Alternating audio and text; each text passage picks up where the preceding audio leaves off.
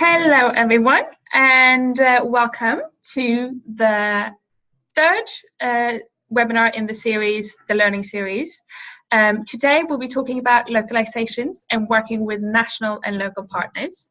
So for those of you who have been on any of these webinars before, welcome back. And if this is your first one, then welcome to the Learning Series. So this is a 10-week series run by the Learning Project, which is part of the Disasters and Emergencies Preparedness Program, and we're hosted here at Action Against Hunger. Just a few housekeeping points. We'll be joined by, typical meeting room issue there. We'll be joined by 3 speakers, 2 from the Asia region and 1 from the Africa region, and then the session will be facilitated by our learning advisor, Helen Asake in Ethiopia. We have muted you all on entry, and we will keep you all muted until we open up for questions later in the session. If you have any questions or any issues if you can't hear us or any technical issues like that, or just questions that you think of while we hear from the panelists, feel free to write these in the chat. We'll be monitoring the chat throughout, and if there's technical issues, we'll see to them directly, and if there's questions for the panelists, we'll bring them to the open discussion later. And now I would like to welcome Helen. Helen, do you want to introduce this session? Great. Thank you so much, Ida. Thanks everyone for joining today's webinar on localization, working with national and local partners. So today we will be talking about how we can better work in partnership with international NGOs and local actors. So the session, I will introduce you the session outline and then take you through some of the questions that we will be discussing with our guest speakers. So we have guest speakers from Kenya and also from Asia. So Patrick Catello, he will be joining us in a few minutes. I just confirmed with him that he's registering on Zoom. So he's Executive Director of Local Organization in Kenya, is also a partner of the program. And we have also Esteban from Philippines, is Executive Director of People's Disaster Risk Reduction Network. And we have Mohammed Ahmad, representing a network of more than 170 local organizations in Pakistan. Thank you so much, our guest speakers and all participants of the session. So I will take you through the questions that we'll be discussing on today's webinar. And then we will have also a time to receive comments and questions and any ideas and experiences from all of you. So the first question, these are kind of the few points that we will be touching on.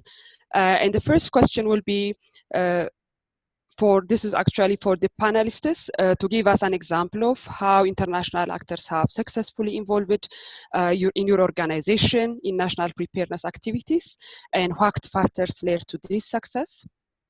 And the second question will be about what factors hinder national local organization involvement in national preparedness activities. And we'll also be talking about next steps, how can local and national NGOs involvement and leadership be strengthened in preparedness activities. So on this topic, we will be talking about how we can promote, equitable partnerships, a partnership that goes beyond funding and projects, and also a partnership where the voice of local actors are heard and valued, and also a support from international actors and international NGOs and donors, where to bring sustainable and strong institutional capacities for local organizations. And it's not also from one side, but on the other side, we'll be looking at what should the role of local and national actors in this process be. So these are the introductory questions for you, and I will read the questions one by one. And I will give the time for our guest speakers to respond to the questions, and then we'll have time for discussion. So I'll read the first question now, and then we'll give the chance for our guest speakers. Great. So question one, how international actors have successfully involved your organization in national preparedness activities? So are there any positive examples from your experience that you want to share with our audience? Great. Esteban, may we start from you? Hello?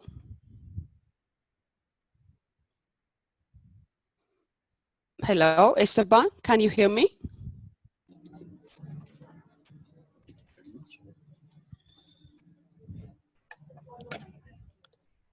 Hello, can everybody hear me? Yeah. Great, great, great. Who's speaking, Esteban? No, this is Ahmad. Ahmad, okay, Mohammed, great. So we can start from you, and then I just read the first question. So we give the room for you to share your experience, of positive experience of working with international organizations in preparedness activities. Thanks for inviting to the webinar.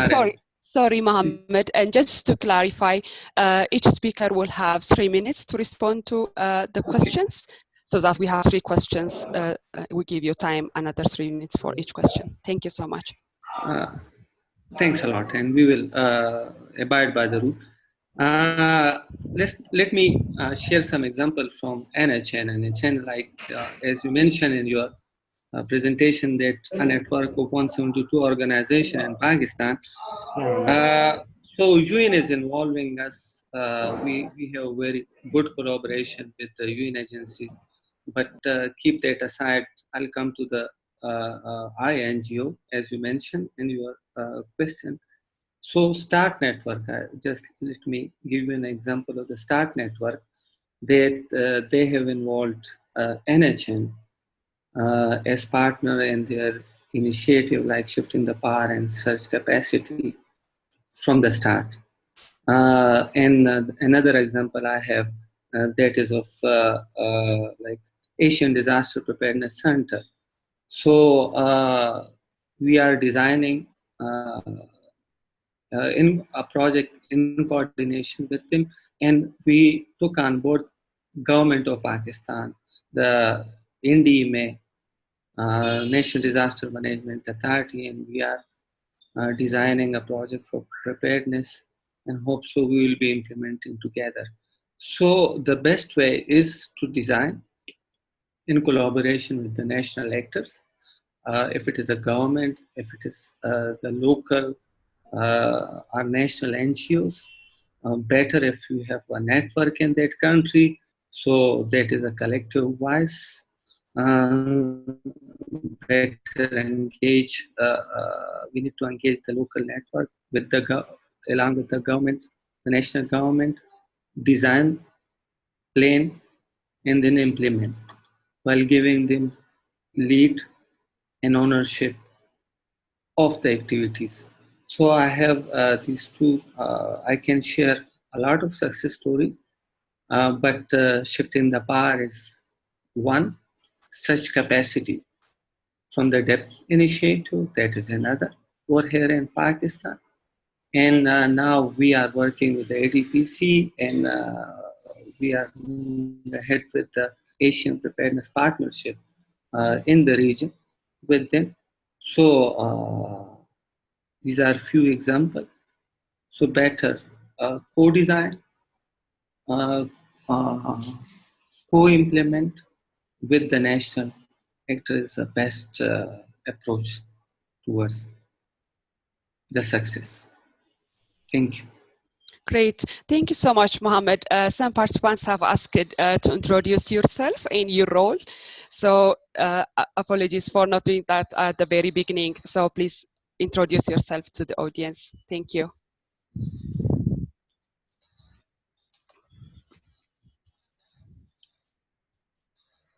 Hello? Please, if you repeat. Yeah, some participants asked you to introduce yourself and your role. I thought I have done it in the beginning, but it will be good to hear from you. just Okay. to have an introduction. Okay. My name is Muhammad Ahmad, and I'm an executive director of a local organization. We're here in Pakistan, but at the same time, I'm chairing a national humanitarian network of 172 national organization, humanitarian organization in Pakistan. So this is a brief introduction. Thank you so much, Mohammed, for sharing your experience on this. Now we will go to the next speaker, Elsabat. Can you hear me?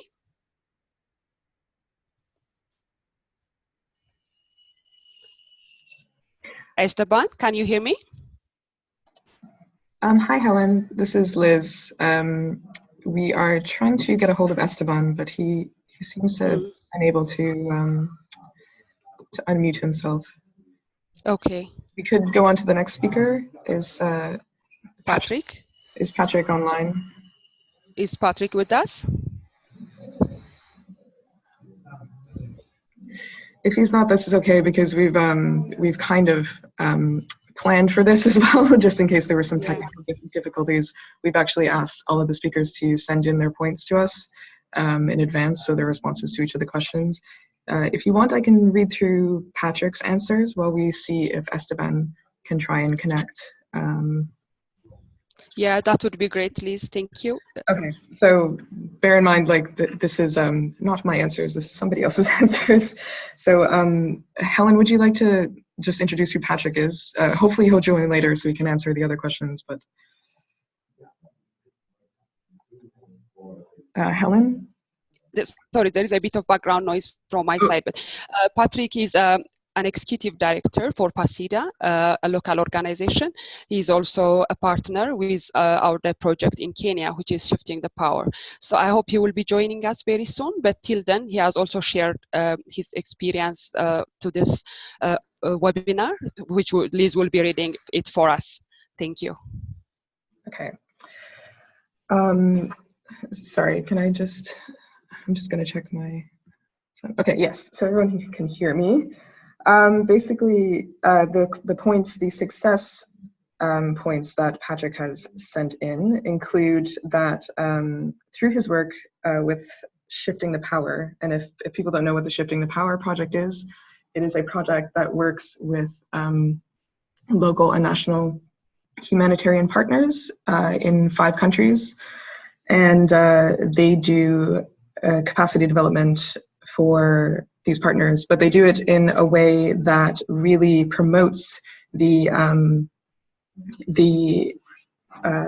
agency and the leadership of the. Sorry, one second. I'm having technical difficulties from this side. Yeah, sorry. The agency and the leadership of these partners. So these partners, they are assisted by the Shifting the Power project through a capacity self-assessment. And this helps these local and national partners to identify the gaps and needs in their own capacity for preparedness. And through this self-assessment, it's much easier for these partners to identify the needs that are most relevant to them. And so it's not donor-driven, it's not INGOs saying, you need to build your capacity in this area. It's them actually determining what they need to do for themselves. And in Kenya, the Shifting the Power project has used the SHAPE framework. So this is the Strategic Humanitarian Assessment and Participant Empowerment Framework. And through that, they've had some good successes with, sorry, apologies, I'm getting messages from people. Anyway.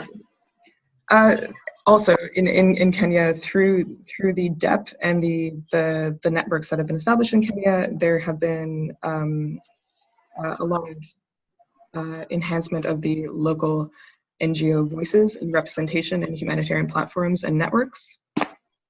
There have been a lot of research that has been produced. So many research pieces have been produced, including a learning review, case studies, pieces on the localization of aid.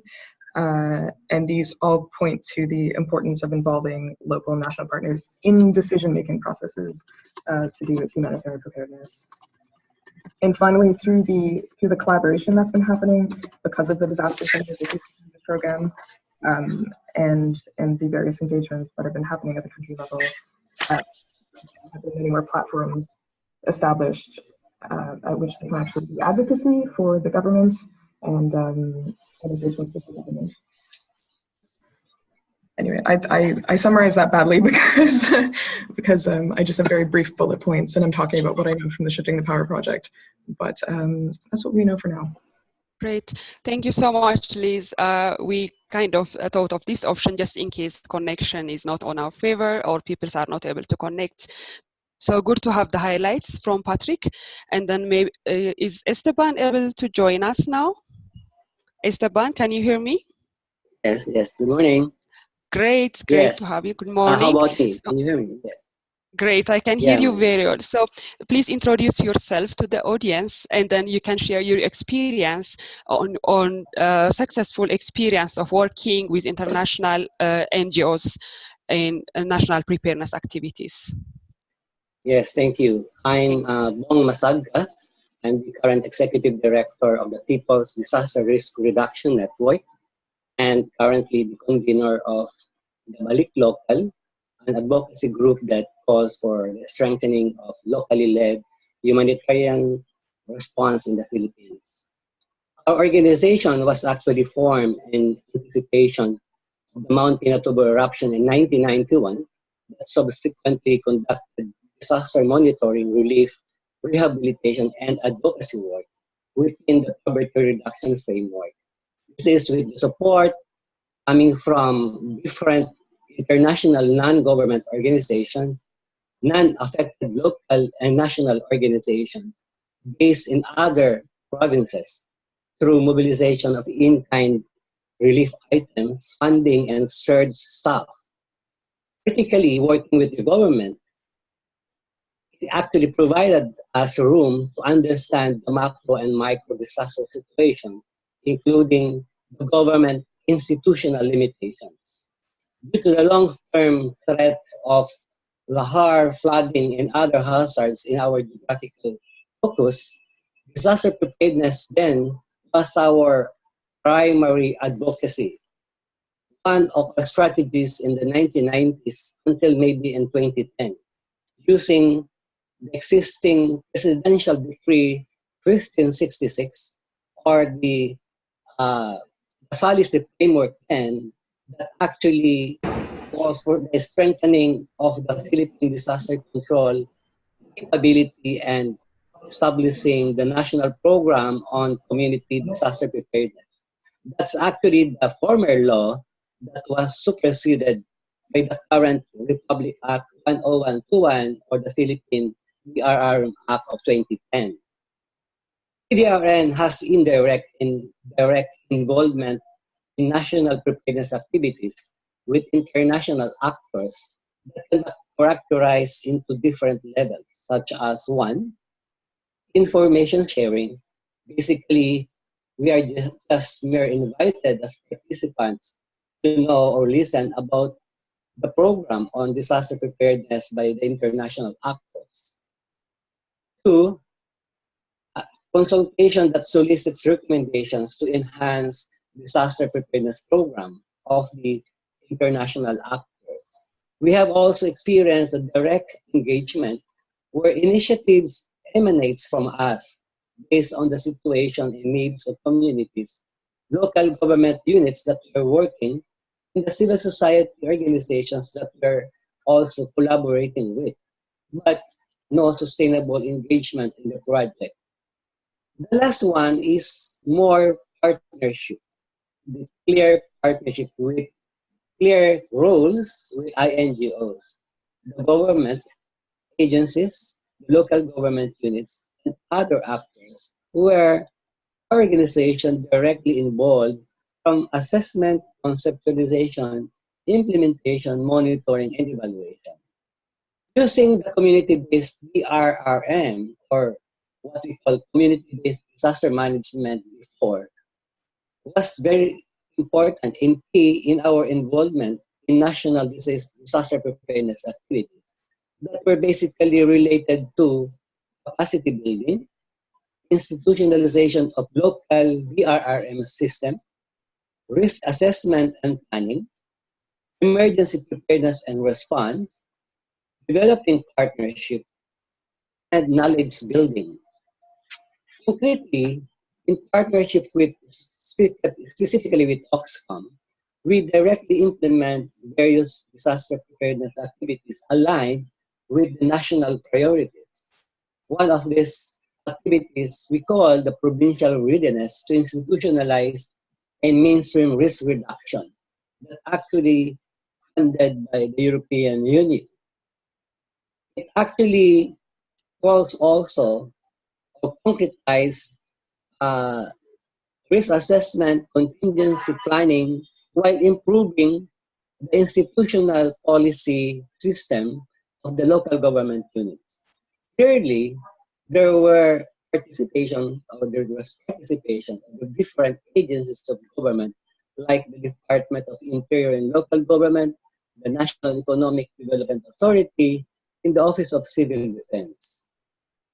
At the municipal level, we also engage in sustaining disaster management initiatives through the integration of local development planning, apart from the capacity building support of village level risk assessment and planning. This initiative actually promoted and maximized existing government assessment planning tools that integrates disaster, climate, and development concerns. One of these tools called community-based monitoring system, a tool that builds household-level baseline information parallel with knowledge management and policy advocacy at the local and national levels. Another tool we actually promoted, tool of the government, is the rationalized planning system. The Department of Interior and Local Government, a tool that actually integrate BRRM in development planning processes. This is also parallel to our call of one assessment and one planning process, especially in preparing and responding to emergencies. Promotion of typhoon and earthquake-resistant building construction techniques that started in 1998 was also supported by ECHO with our friends NGO partner like the International Emergency Action or AUI. This effort was in recognition of countries' high vulnerability to earthquake and tropical cyclone vis-a-vis the implementation of the Hello, national Esteban. Esteban, yes. Can you hear me? Yes. Sorry, yes. if you could also, summarize your points for question 1, so that you will also come back to you again on the other questions.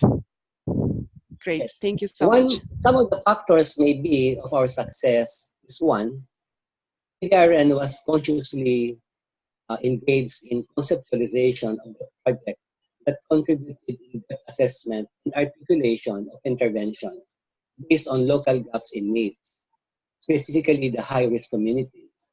There was also the utilization of evidences of good practices in our country that we actually utilize the existing government platform like the good practices in local governance, the facility for adaptation or replication initiated by or led by BILG.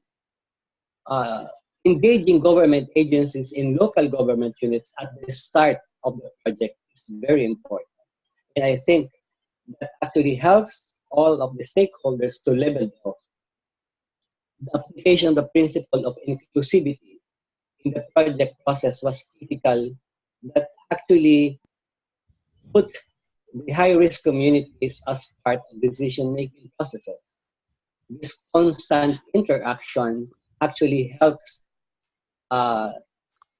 clear and have a clear role in the implementation of projects. Great. Another factor may be flexibility of INGOs, our partner, in terms of resource allocation based on changing needs and environment.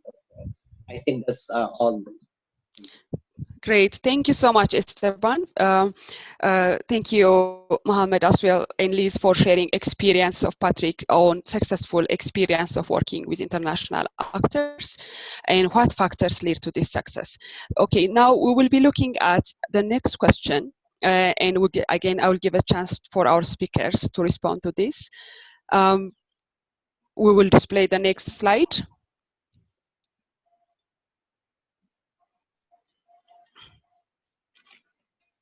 Great. So now we will be talking about what factor, I hope you can all see the slides. Sorry, we couldn't be on video because it really affects the connectivity.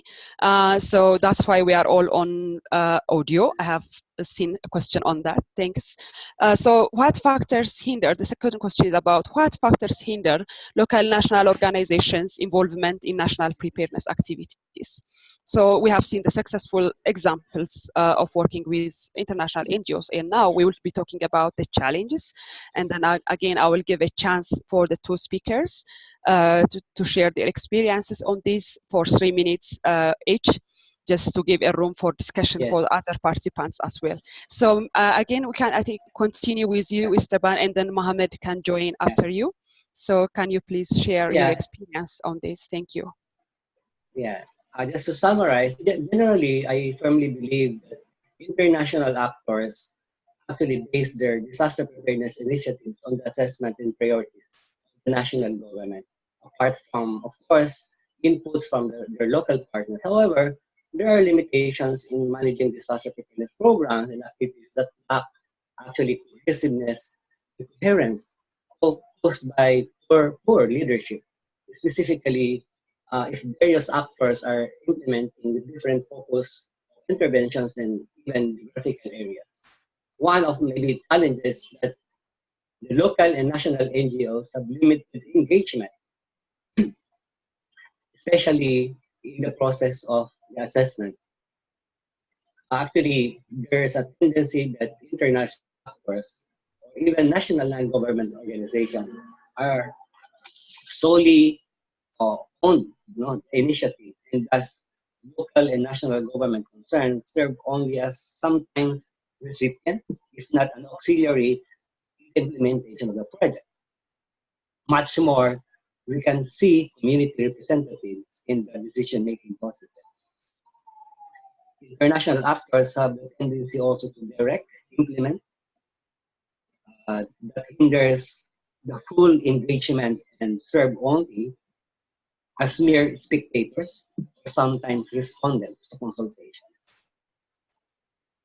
Opportunities for participation were also limited to Manila-based NGOs, meaning NGOs based in the center or in Metro Manila. There's a tendency to siphon the opportunities, and there's a lack of how it will be decentralized to different localities. Okay. And another one is the limitations of local national NGOs in terms of capacities, priorities that sometimes cannot actually commit because of their characteristics as a small in terms of coverage. I think that's some of the challenge. Great. Thank you so much, Esteban. Now I give the room for Mohammed. Mohammed, can you hear me? Yeah. Mohammed, great. So if you could also share briefly about your experience on the challenges that hinder local national organizations' involvement. Thanks, Helen. My points will be some point will be the repetition, as Esteban said it, but let me reassert some of the point.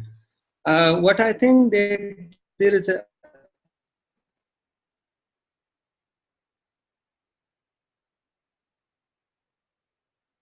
from the national actor, national government, as well as from the international actor.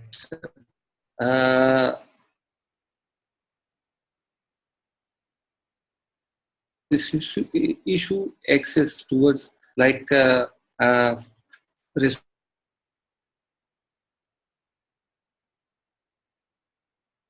of the countries we are facing Secondly, there is a disorganized national structure of the organization, of the humanitarian organization especially, and sometimes we are lacking fora within the government for the said matter. There is a more focus on response on the immediate issue and less focus on the long-term issue or preparedness, I can say. So,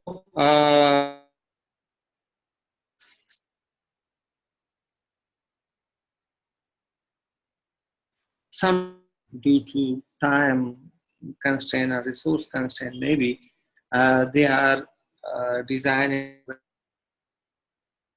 So, Okay.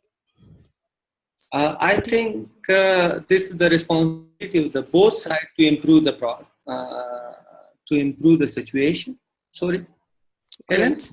Yeah, I can hear you very well. Okay. I think all participants are also listening. There are also some questions. I will direct them to you while after the third question. Great, thank you so much again. And I will read the third question for you, which is about how national local organizations, how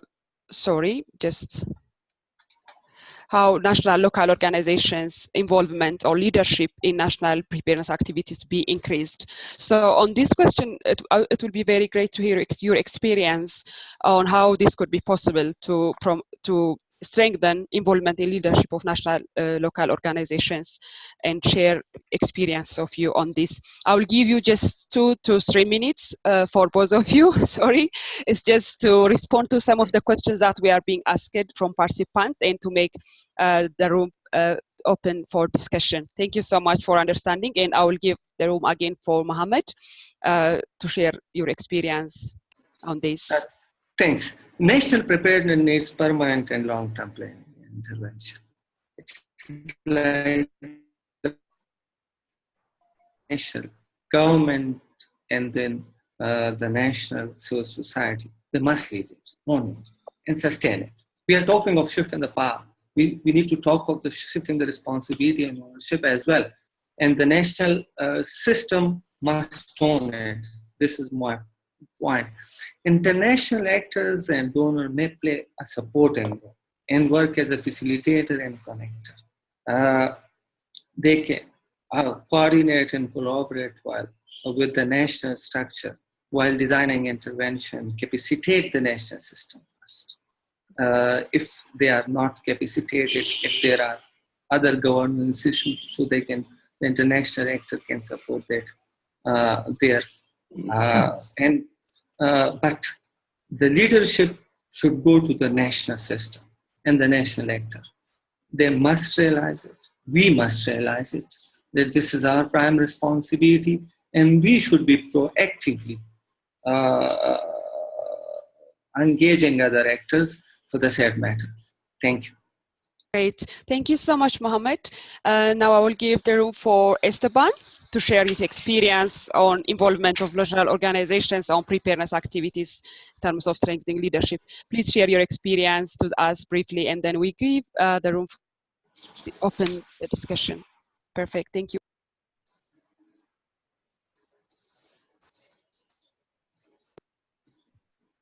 Mohammed? Yes. Great. Please go ahead. Thank you. Hello? Yes. Yes, you can hear me. Yes, I can hear you very well. Concretely, I think the local and national NGOs can be provided with more time and opportunities to engage with other international actors, regional events, forums, and training as one of the avenues for exposure, at the same time elaborate their own context and priorities towards influencing also others in terms of priorities of donors and aid agencies. Another one is maybe the conduct of regular, maybe yearly multi-sectoral stakeholders updating of this assessment and planning. That means donors, the INGOs, local government and the national or local organization. Another one would be the development NGOs in the country and the existing people's organizations that are actually scattered all over the region are existing. And I think that's one area where the collaborative, mechanism that can be supported by NGOs and donors, maybe it's worth to invest on that and how we can maximize that. There are also government and led development platforms at various levels where the private, religious NGOs and POs are actively part of decision-making processes, like the Regional Development Council and the Local Development Council, apart from the existing local DRRM Council.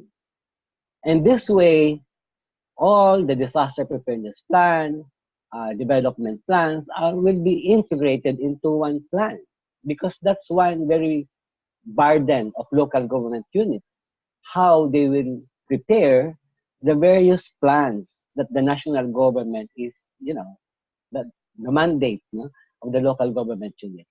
Then I think one also is the appropriate adoption of appropriate mechanism of feedbacking. This is one big assignment among the civil society organizations, especially to those who are representing the civil society organizations in decision making, like the National DRM Council. And now we are actually pushing or calling that the humanitarian country team can be represented by, more local NGOs. Then another one is maybe recognition and respect of the current system of the government as lead by INGOs and the UN agencies, and even the local CSOs. Then the continuing leveling off to really unify and understand the principles of partnership, roles, and priorities. And I think that should be practiced, not to remain a slogan. No? Multi-stakeholders regular updating is very important, because the situation changes every now and then. So all the risk assessment, even though the country has already done that, I think have to be reviewed, and based on the gaps, we can actually, prioritize intervention. International actors also, including donors, can also focus on supporting the role of the government, especially at the national and local government units, by filling the gaps in terms of resources, technical support, if necessary. And one thing, the supportive role of the international actor, actually it is clear in the Sendai framework for action that we have the supportive role, including the international actors, to government, so that it will contribute in developing a more strategic local leadership at the national, regional, and local level. Great. Thank you. Okay, great. Thank you so much, Esteban. I will give the chance to Liz to share Patrick's point, who's not able to join us because of the connection. So please, Liz, go ahead on these two questions. Sure, I will be very, very brief. I'll just read out his main points. So one of the things that he thinks should happen is, and I think this is touched on by the other two speakers, involvement of all stakeholders. So that's everyone involved in a partnership, INGOs, local NGOs, community members, governments, at all levels of planning, implementation, decision-making, and also monitoring and evaluation. He also mentioned affirmative action for the direct access of funding to help strengthen areas, particularly around resilience and preparedness for local communities, because there is often limited funding. There's a lot of funding that goes into response and aid, but not much that goes into resilience and preparedness. Capacity building of local and national actors, partners, and also not forgetting relevant government authorities, capacity building in particular aspects for them, and also community members. And finally, INGOs can play, and local and national NGOs, everyone has a role to play in the facilitation on policy engagements with the government and other influential actors like donors. Great. Thank you so much, Liz. Thank you all our guest speakers. Now is time for discussion. Please feel free to ask your questions or share any experience you want to share in this forum. We have been receiving some questions. I'll read them. And you can also share your questions on the chat box, or we can also hear your voice. Great. Maybe you can start from the chat box questions. Okay, Eve asked about successful examples of working. Okay, let me read the question. How local national organizations involved successfully international actors, and what factors lead to success? I think it's about the first questions. Our panel shared examples on that. We can share the materials for more, the slides, and also the speaker's notes. Great. Any other question, experiences? Okay. Can I share? Can I respond? Please go ahead.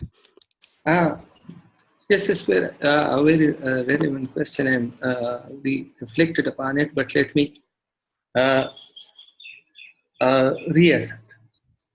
Like we, as NHN, engage with the START Network initiative over here in Pakistan while they were implementing their project in Pakistan.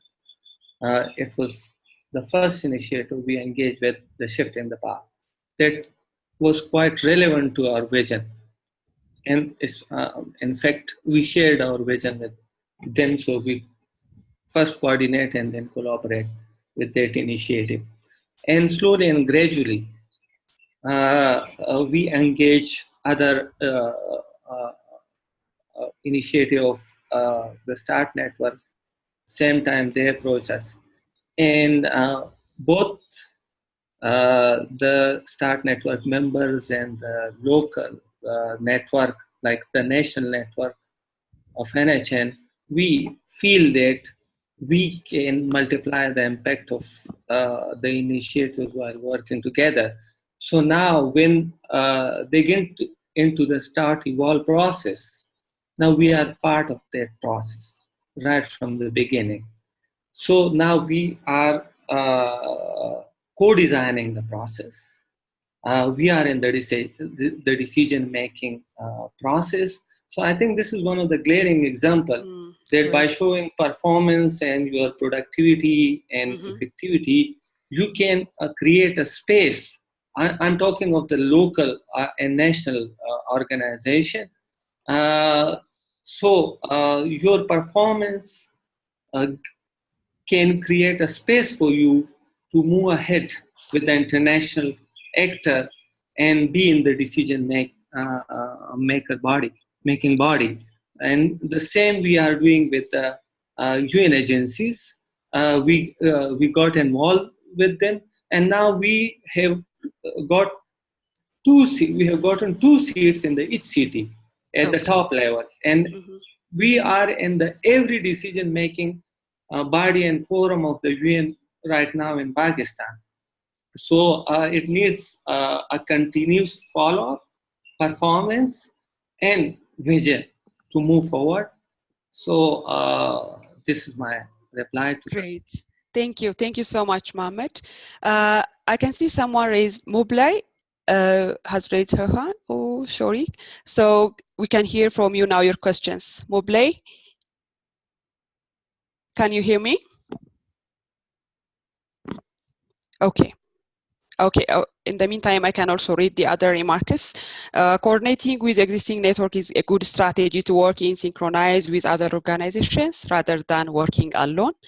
Good point. And we have questions from Vittorio.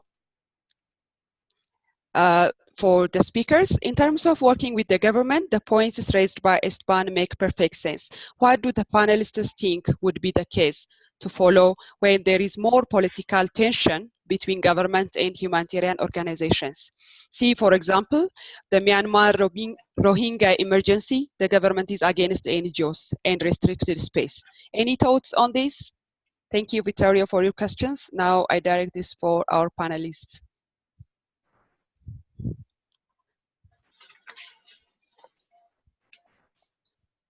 Just to save time, I'll share my experience of Pakistan. Before we were disorganized, so nobody wanted to contact us because they were confused whom to contact for the preparedness or for any strategic planning in Pakistan. When we got together and this network formed in 2010, slowly and gradually, there is a harmony among the national organization, and we have a structure and then a leadership, a shared leadership, and then the international actors and the government and the UN agencies, they start contacting us and we start engaging them, and slowly and gradually understanding develop. This part may be relevant to the second question as well. There is always a denial at the start, but performance, transparency is a key to create a space for the national organization. If it is with the government, if it is with the UN, if it is with the international community. So by doing that, we move forward and we got space in the government circle, in the UN agencies, and now we are fully engaged with the international actors. So organization or networking of the local and national organization is a key, and then how to move forward that network so that they can create a space and they move forward from the denial phase to the acknowledgement, and then from the acknowledgement of their performance towards the partnership with the government and with the international stakeholder. So that's my response. Great, thank you so much, Mohammed. I just got confirmation from Patrick. He's also with us now. Patrick, if you want to add just few points on this, there is a question asked on political tension between government and humanitarian organizations and how we can work with the government on this regard. Yeah. Please go ahead, Patrick. Patrick, can you hear me?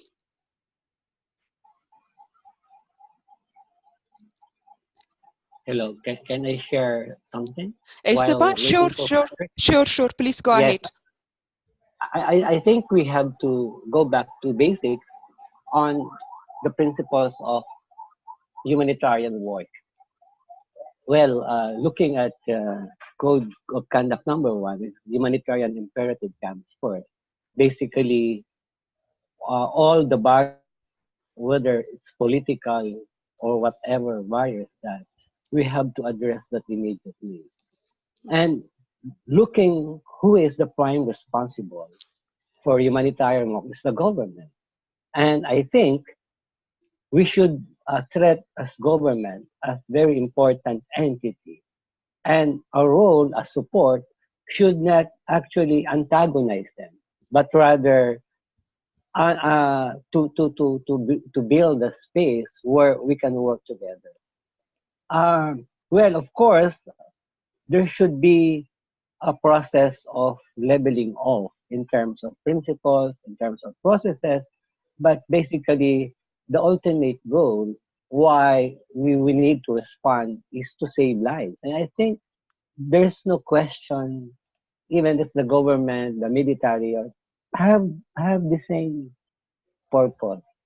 And I think the continuous dialogue, the backdoor negotiation, as I think necessary just to, create a space where we can work together and discuss things together. I think that's very basic, Great. Thank you so much, Esteban. There is also another question from Diane. The question is, if you can cite one good example, most striking contribution of DEP, Disaster Emergencies and Preparedness Program, in the localization campaign in your countries? Panelists, do you have any experience to share with regards to your experience on working with the DEP on localization campaign? Well, for the Philippines, the DEP project is basically one key factor, in providing space among the local civil society organizations, especially to work together to harmonize principles, harmonize processes, building common framework, especially that the country has a lot of development organizations. Now, that space provided by the START network actually put us together and, have a continuing discussion on strengthening our capacity and putting humanitarian work as key in the overall development work.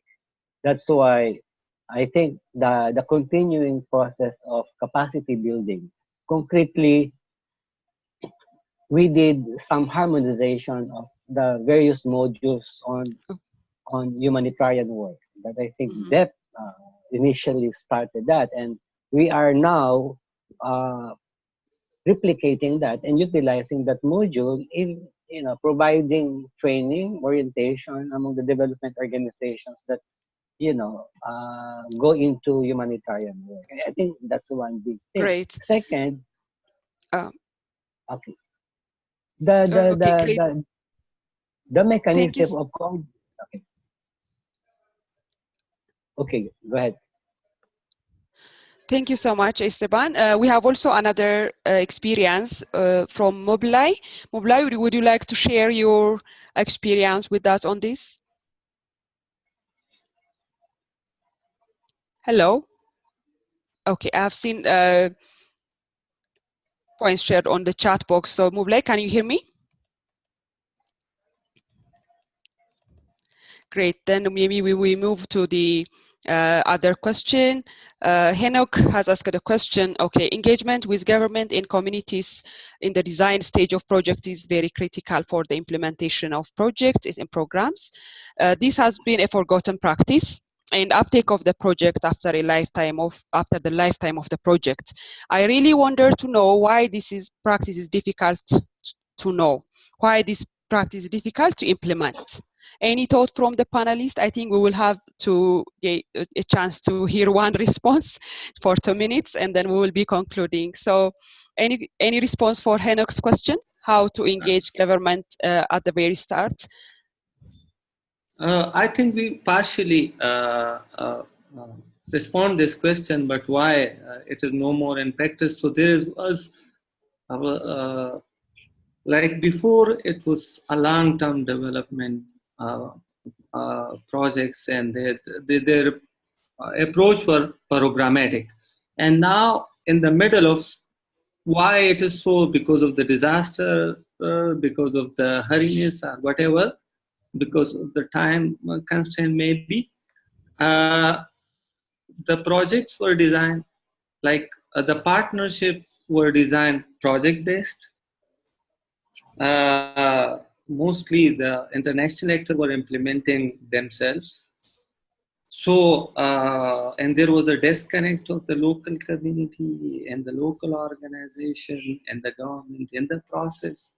So that's why we have lost somewhere the connectivity between the international actor and the local community somehow. Now we need to reconnect the international community with the national, and then with the local community. And if we are designing any project, we need to keep the vulnerable communities at the center. It requires resources, it requires time, so be it. Preparedness is the name of, like, you cannot do preparedness without this approach. but somehow we were so overwhelmed by the response for the last few years, so we couldn't focus on the preparedness issue. But let me respond on the localization part of the second last question. We in Pakistan, after working with Shifting the Power, we developed a charter of commitment in line with the localization and charter for change and the rest of the initiative of the, in line with the rest of the initiative for localization. Mhm. And the WHO's commitment. In fact, we develop a charter of commitment. And first, we sign an MOU, sign MOUs with the consortia partners in Pakistan. And how we are carrying that process forward with the non-consortia member. Like yesterday, we signed it with the Trocare. It was not a consortia member for the Shifting the Power. And we are moving ahead with the PHF, like it's a forum for the international NGOs. So we have started this process in Pakistan. Hope so. We develop different indicator like the governance, like the resource, shifting of resources, shifting of knowledge, capacity building of the local organizers. Like it's, you can say we are ensuring localization marker of the in the intervention of the international actor. We have started this process, and now after 6 months, now we are starting review of that. So NHN is basically the custodian of, and we will make each other accountable for this process. Not only international actors, but the responsibility lies on the national actors as well, as a recipient of the power, as a recipient of the responsibility, as a recipient of the resources. So we have started this, and so far so good. Let's see what will happen in the future. Great, thank you so much, Mohammed. Any reflections? Any reflections from our audience? Maybe just one quick response to that very question. Very quick, yeah. Right? Great, thank you. Yeah, I think it is not difficult practice for the development NGOs working now on humanitarian work to really consider community organizing as one strategy in preparing the community. And community organizing actually that builds, people capacity to, utilize their own way of responding, coping, and recovering from any impact disasters. I think that that is only our maybe assignment, how we can integrate that in designing the project. The point is, I think the donors and the international NGOs should take into consideration the gains that can be achieved in doing community organizing. Because as of now, our assumption is that it is all clear to us that there's no divide between humanitarian and development. And I think that has to be established. That's why, as part of our advocacy, we have to consider funding or providing resources in a more strategic way, community organizing, capacity building of people's organizations and local government units, because strengthening local capacity actually do not ends on training. We have to continuously, adapt that system, provide continuing resources. One point is that we need to reassess and reassess, meaning regularly we have to find resources for assessment and planning and so forth. So it's a continuing process. You have to have more resources on that and be patient on the process. Great. Thank you. Thank you so much, Esteban. There is one remark, I think. I just want to read that, and then we will have a close up note. So this is from Devina. So the common problem arises during emergency and disaster response with local and national government is that at first they were not able to be part of the collaborative effort and plan of local national NGOs. Yet during response, we are trying them to be involved and immersed as much as possible, adapt to each local national NGO standards.